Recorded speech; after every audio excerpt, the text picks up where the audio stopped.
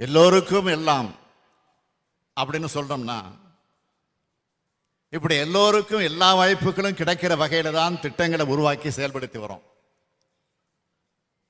அதனாலதான் திமுக அரசு நம்மோட அரசுங்கிற அடிப்படை உணர்வு